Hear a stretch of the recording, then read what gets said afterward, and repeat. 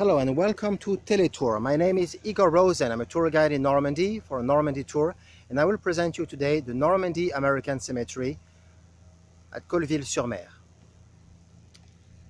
The Normandy American Cemetery was created in 1945 to be a permanent burial place for more than 9,388 American soldiers who fought in the battle in Normandy and also in Europe. This cemetery is the permanent cemetery for these boys. Among them, 25% died on D-Day. The average age of the soldiers at the Normandy American Cemetery is 22 years old. It's a site managed by the American Battle and Monument Commission under the order of the US Congress. So it's a site which is located in France, of course. It's a free lease from France to the US. Many people think that it is a US soil. No, it is French soil, but completely managed by US government. The Normandy American Cemetery employs 20 gardeners, 12 guides, and 12 guards also. So it's run a little bit like an embassy. It's perfectly manicured, and the garden, the lawn are absolutely clean. The rope is there also to prevent the grass from being walked too much. As I told you, there are 9,388 American soldiers buried here. The ages go from 17 to 61. The vast majority are around 18, 20. The rank, of course, are private and private first class for most of them. Among them is also one woman. I'll walk by this lady, Elizabeth Richardson. She got flowers recently. Elizabeth Richardson was from Indiana, and she got killed on July 25th, 1945, close between Rouen and Évreux. Her plane was flying, and just a crash, a stupid crash. So 2 months after the end of the war, Elizabeth, that's her cross here with the flowers and the American flag, Elizabeth died. She was 27 years old. She is one of the 4 women of the Normandy American Cemetery. There are at the Normandy American Cemetery also 45 sets of brothers. There is also a father and his son. Among the brothers, one set of brothers is really famous. It's the Nylon brothers, which gave the inspiration for the movie, for the Steven Spielberg movie, Saving Private Ryan. You have also at the Normandy American Cemetery 3 Medals of Honor and 3 generals. Among the generals and Medals of Honor is Ted Roosevelt Jr., the son of President Teddy Roosevelt. He is laying next to his brother, Quentin Roosevelt. Quentin Roosevelt, who did not fight in World War II or in Normandy, but who died in the First World War. Because he's a Roosevelt, US Congress accepted to have the 2 brothers reunited after death. Well, the idea of the crosses, as you see I'm slowing down to show you that, is that the crosses are all pointing to the west, and you don't see names on the other side. On this side, you will see it on the other way when I will show you. All pointing west, and the names also pointing west, so that when the soul gets up and goes back home to the US, they all know where to go. West, straight. The trees, many oak trees, many flowers, were added slowly from the 1960s to improve the landscape, to make it nicer, and also to drain the grass, because until recently it was allowed to walk on the grass everywhere. And of course, with the popularity of Saving Private Ryan, late 90s, and we're very, very busy at the cemetery. And we have some important events here, like last year, the 75th anniversary. 75th anniversary of D-Day. In front of you here, you can see a chapel. This chapel was made so that people can pray, and people from all religion. So it's a chapel combining together the Star of David and the Christian cross. A small chapel, really a small chapel, with the flags of the US, France, Canada, Great Britain. On this location right here is the grave of Billy Harris, a pilot from Texas who got killed on July 17th, 1944. He was married to a woman called Peggy. They got married 6 weeks before he went to war. And Peggy, unfortunately, waited all her life. She got the information that Billy was killed in action only in 2002. She kept waiting faithfully. She did not remarry, did not have kids. It was way too late when she got the information. And she stayed in the same house until 2 years ago. So Peggy is still alive. She's the last widow. As the boys buried here are quite young, very few of them had a wife or kids. So Billy is one of the very few with a wife. By this way are the graves of Colonel Reed and his son. Colonel Reed was leading the 175th Infantry Regiment, and his son, Ollie Reed, First Lieutenant Reed, was fighting in Italy, close to Rome, against the Italians and the Germans in Italy. And he got killed at the beginning of July 44, his father by the end of July. The sad thing is that the wife of Colonel Reed and the wife of Ollie Reed Jr. were at home together. Ollie Reed Jr. had a baby also, and his wife and his mother received a telegram on the same day, the very same day. The two wives lost their husbands. Very sad. The Normandy American Cemetery covers 175 acres, and the field was leased for free from the French government to US just after the war.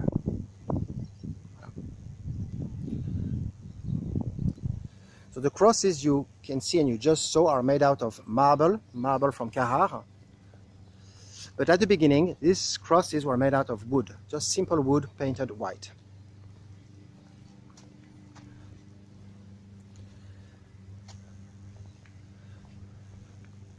The Normandy American Cemetery is not the only one for American soldiers. There is another American cemetery, but this one is close to Mont Saint-Michel in St. James.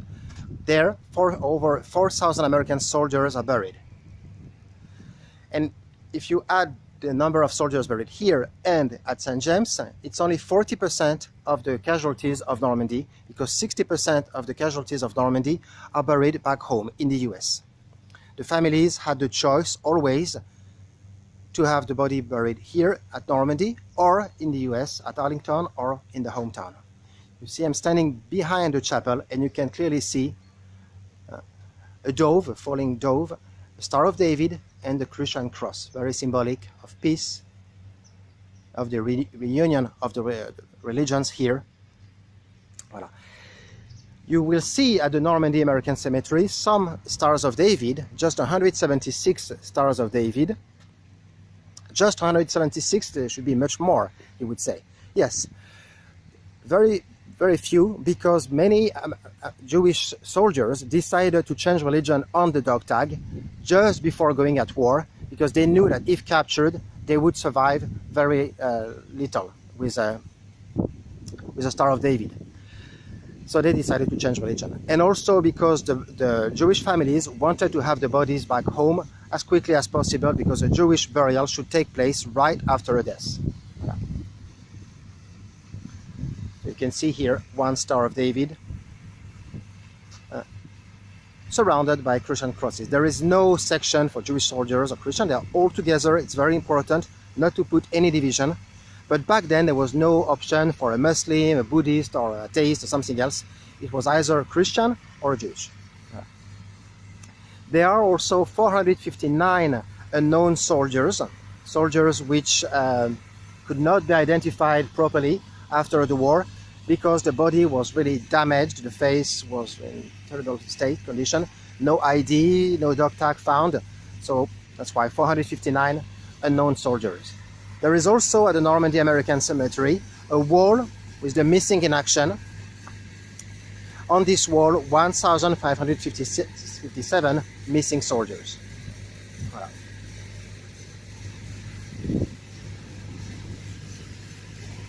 It's also possible to get close to the crosses if you have a relative buried at the cemetery. So you contact a guide, or directly you can contact the cemetery, and then a guide from the cemetery will escort you to the grave, and then you have the right to stay by the grave.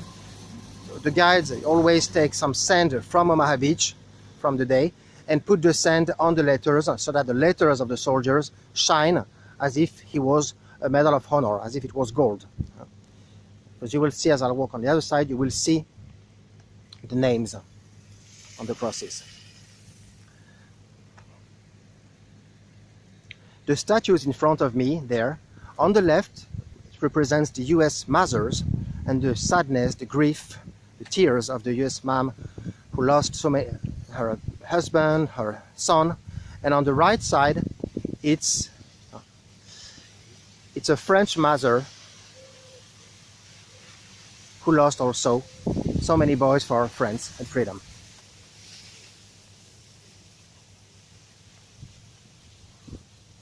This way was the way from which the US soldiers deceased were brought to this cemetery from the temporary cemetery, which was at that time right in front of Omaha Beach.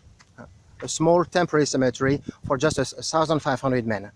There were at the beginning many temporary cemeteries all over Normandy for Americans, for Germans, for Canadians, and even at the beginning they were all together. Sometimes there was a field, casualties from different nationalities, and put together. Voilà. So you can see here the French mother holding the rooster, symbol of France, and on the left side the American mother holding a hawk, symbol of the United States.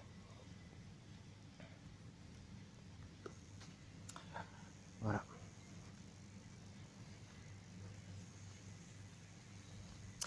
The Normandy American Cemetery also has a few soldiers, not from the US, but with different nationalities. You have a dozen non-US citizens, but they fought under the US banner, they fought for the US. By getting closer this way, you may be able to see the names on the crosses. So names facing west, as I told you. On the crosses you can see first name, last name, rank, division, battalion, and of course the date of death.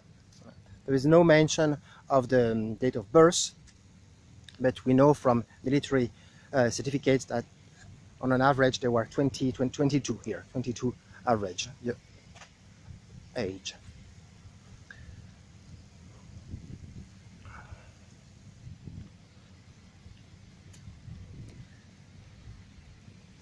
Standing here on this plot, plot A, is buried Elmer Norval Carter from Virginia. He left home a wife and 2 boys. He was a general practitioner in New Jersey and decided to enlist to go in the war in Europe because he saw that he would be even more useful than what he did as a general practitioner. And after a few days in Normandy, he got killed, ambushed by Germans trying to save the life of a young man. He eventually saved the life of the young boy, but he got killed. His wife, Fernie, received a letter which was not supposed to be given to her but to a friend, but she received it anyway, in which Elmer was saying that he was very happy to be put on the front line. He had promised his wife that he would avoid being in very dangerous places. As all surgeons, they were 1 hour away from the line of combat. On the line of combat, medics gave morphine, did what they could, and then they were sent to hospitals which were a maximum an hour away from the line of combat. He asked to be put closer to the line of combat, and that's how he got killed. It's one of the few fathers of the Normandy American Cemetery.